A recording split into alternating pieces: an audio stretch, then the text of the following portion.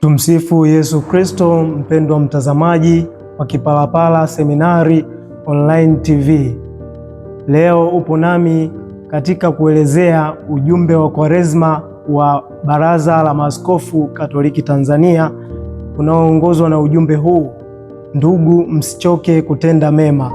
Rejea waraka wa pili wa Mtume Paulo kwa Tesalonike. Baraza la Maaskofu Katoliki Tanzania wakiongozwa na wazo la mwaka wa Jubilei 2025 mahujaji katika matumaini, wamekuja na ujumbe wa ndugu, msichoke kutenda mema, na katika hili tutaongozwa na sura 4 katika ujumbe huu wa Kwaresma.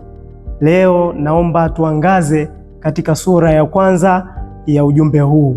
Sura hiyo ni kutenda mema. Ujumbe huu umetolewa katika waraka wa pili wa Mtume Paulo kwa Tesalonike, ambapo Mtume Paulo aliwaandikia waamini wa Tesalonike, hasa wale ambao walikuwa wamejikita na kujikabidhi katika kutenda mema.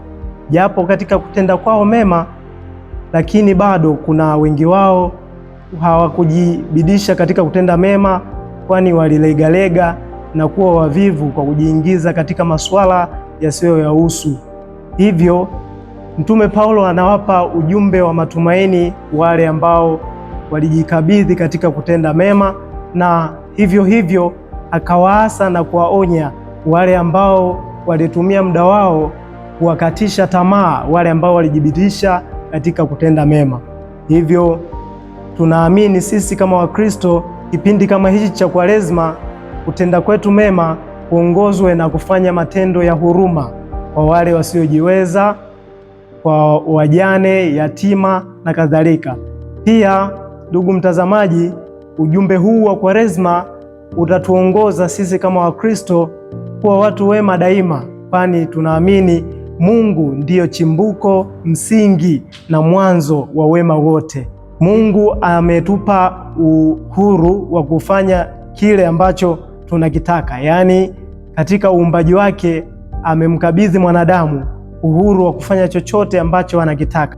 Kupitia hivyo, yaani utashi na akili, tunashauriwa sisi kama Wakristo daima tuyachuchumilie yale ambayo ni mema zaidi na yale mabaya tuyaache, kwani kupitia hayo mema tutaurithi ufalme wa mbinguni.